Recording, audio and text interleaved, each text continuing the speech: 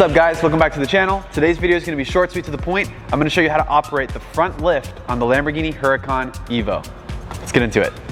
The point of using the front lift is to avoid scraping your front bumper. If you're driving cars like this, especially in Miami, you're going to want to use this button to raise the front axle a few inches to clear angles and sharp inclines.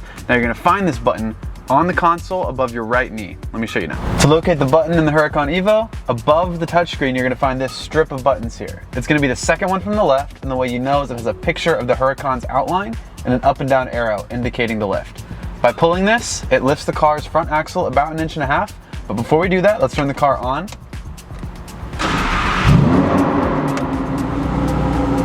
And now you can use the lift.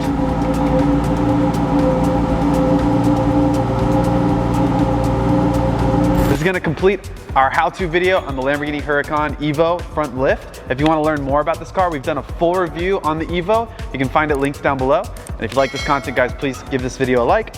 Subscribe to the channel if you want to see more, and we'll see you in the next one.